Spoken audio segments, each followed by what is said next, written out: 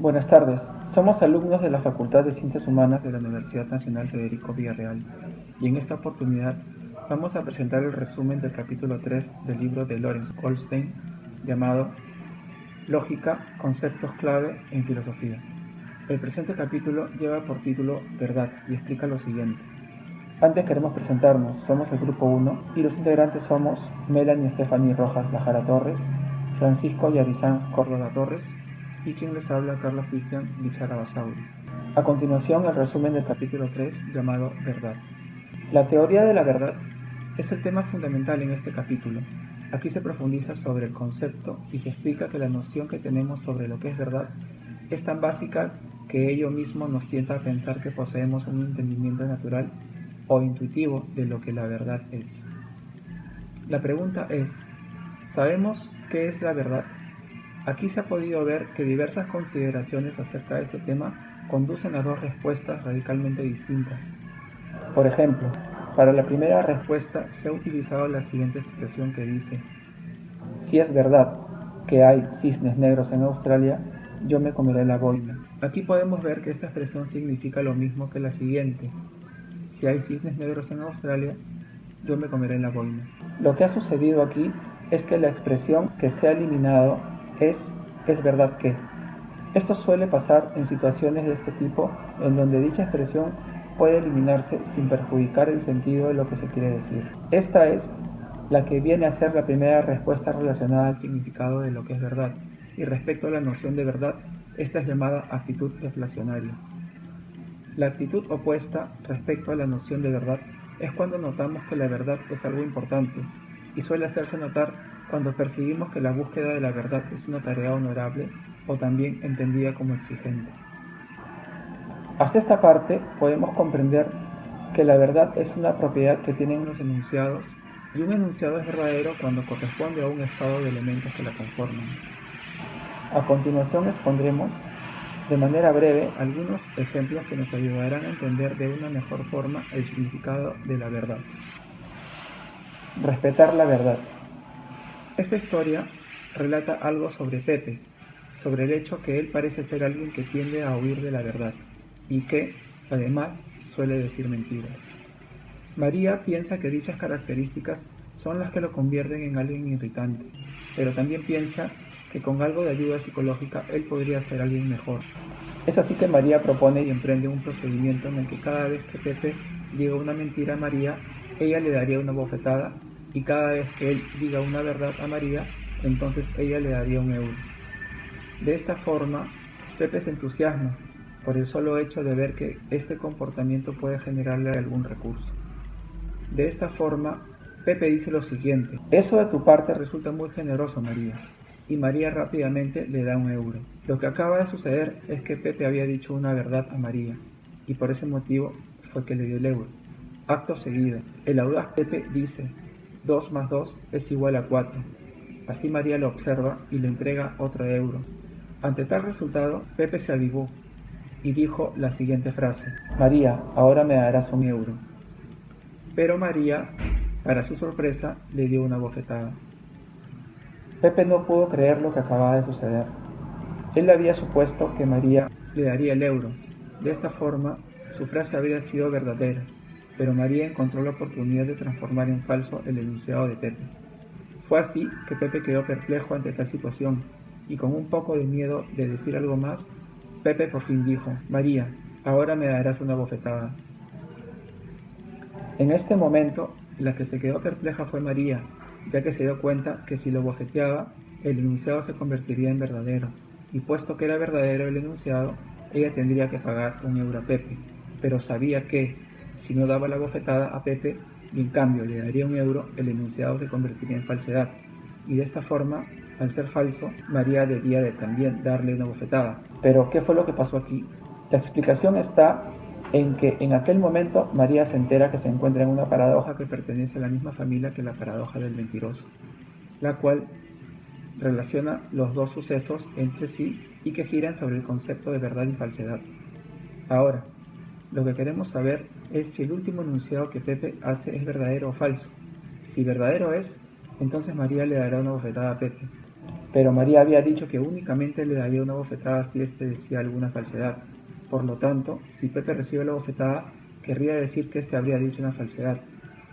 Pero no dijo una falsedad, lo que dijo fue una verdad que recibiría el trato de falsedad. Lo cual, esta situación nos hace entrar en lo que es llamado una paradoja, es decir, en una difícil situación de contradicción que nos lleva a no saber qué resultado correcto es al que debemos llegar.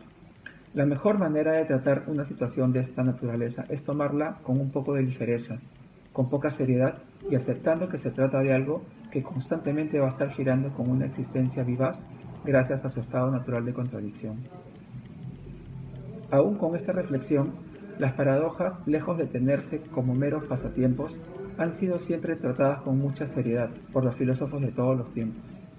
Volviendo al inicio de este ejemplo, ¿qué supuestos hicimos al estudiar la intención de María de sanar a Pepe del vicio de mentir? Bien, nosotros supimos que el último enunciado de Pepe tendría que ser verdadero o falso, y esto nos llevó al desconcertante resultado de que si aquel enunciado es verdadero, entonces dicho enunciado es falso, y si falso es, entonces es verdadero. Para llegar a una correcta conclusión, podríamos pensar que el último enunciado de Pepe no es ni verdadero ni falso.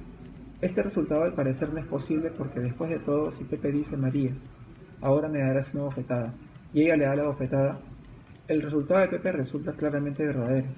Pero esperen, la bofetada se daba únicamente cuando el enunciado era falso. Es en este momento que María pudo haber decidido cambiar el resultado no dando la bofetada, y así lograr que el enunciado se convierta en falso, y si falso es, entonces tendría que dar la bofetada, ya que es falso. En cualquiera de los dos casos, en los que sabemos que María tiene el control de cambiar el resultado, se da cuenta que cualquiera de las dos decisiones la llevan a realizar el mismo acto, lo cual todo esto nos querría decir que el enunciado de Pepe no es ni verdadero ni falso. Difícil situación es en la que se ha encontrado María tratando de buscar una forma de ayudar a Pepe. Solo imaginemos que, si Pepe dijera, los burros vuelan, entonces María daría una bofetada a Pepe ya que sabemos cuál es el resultado, pues sabemos que los burros no vuelan. Pero de aquel enunciado que Pepe hizo acerca de los burros, lo que ahora podemos decir es, María dará una bofetada a Pepe es algo que es verdadero si y solo si los burros vuelan es algo que no es verdadero. Hasta este punto hemos podido comprender que la intención que encontramos en este capítulo es el de averiguar el significado de lo que es verdadero y lo que es falso. ¿Es que algo puede ser verdadero y falso al mismo tiempo? Es como decir que un filme puede ser extenso e interesante a la vez, o decir que una persona puede ser amable e inteligente a la vez. De esta forma podemos decir que un enunciado puede ser verdadero y falso a la vez. Por eso, justamente nos preguntamos qué es lo verdadero y qué es lo falso. Aquellas definiciones no las sabemos definir, y no las sabemos así como no sabemos definir el contenido de la palabra azul o de la palabra uno, pues sabemos que estas palabras algo deben significar ya que de otro modo no comprenderíamos las oraciones que las contienen. Por ese motivo nos preguntamos, ¿qué es la verdad? ¿Qué es aquello que todas las verdades comparten? Este precisamente es el tema central del presente capítulo. Con esto y con lo anterior expuesto, ya no nos ocuparemos en conocer si María finalmente consiguió ayudar a Pepe a lograr respetar la verdad. En esta parte quisiéramos resaltar algo que el filósofo inglés llamado Graham Priest, en relación a este tema, se ha entusiasmado en mencionar lo siguiente. Las oraciones pueden ser verdaderas, falsas, ambas cosas a la vez o ninguna de ellas. A continuación voy a dar pase a mi compañera Rojas Lajara Torres, quien nos va a explicar el siguiente aspecto. Muchas gracias. Respecto al punto 2, el cual sería los aspectos a favor o que nos gustaron acerca de este tercer capítulo, consideramos lo siguiente. Estamos de acuerdo con varios puntos que se pueden ver en todo este texto. El primero sería que se podría considerar una actitud deflacionaria el creer que la expresión es verdad no es una noción filosóficamente profunda y que más bien se utilizaría con fines únicamente estilísticos. Lo segundo es que, según como está propuesto en el texto, se menciona que la verdad es una propiedad de los enunciados tales como proposiciones, oraciones, creencias, etc. Asimismo, consideramos que la paradoja de María y Pepe, al querer estructurarla de la siguiente forma, puede parecer extraña o hasta sin sentido. La oración es: María le dará una cachetada a Pepe, es verdadera sí y solo sí, María le dará una cachetada a Pepe, es falsa. Como se puede ver, la oración parece no tener contenido alguno porque no dice nada verdadero ni nada falso. Por último, estamos de acuerdo con que resulta imposible mantener que las oraciones tipo son portadores de verdad, ya que algunas instancias de determinadas oraciones tipo pueden enunciar verdades, mientras que otras pueden enunciar falsedades. Ahora le doy pase a mi compañero para que pueda hablar sobre el último punto, el cual sería los aspectos en contra o que no entendimos acerca de este tercer capítulo. Gracias. Buenas noches. Eh, Soy Francisco Córdoba y a mí me toca desarrollar el contenido número 3, aspectos en contra o que no entendimos de la obra de Goldstein. Vamos a empezar con esto, ¿no? Al iniciar el capítulo, el autor trata de definir o saber qué es la verdad y utiliza como un ejemplo de entrada para desarrollar el tema la paradoja de Sancho Panza. Esa en la que María, tratando de que Pepe deje de decir mentiras, ofrece 1 euro por cada vez que diga la verdad y una cachetada por cada mentira que exprese. Lo que ocasionó que en el desarrollo de la paradoja nos quedemos prendidos con lo último que dijo Pepe a María, ¿no? Ahora me vas a dar una cachetada. María fue la que quedó entonces perpleja cómo debería responder al último enunciado de Pepe. Si le daba la cachetada, convertiría en verdadero el enunciado de Pepe y tendría que pagarle 1 euro.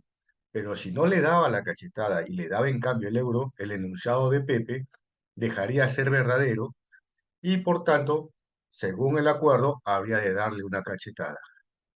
Es así como lo desarrolló el autor en este momento. Pero sobre esto nos hubiera sido más interesante que esta paradoja haya seguido siendo desarrollada por las demás teorías propuestas en este capítulo.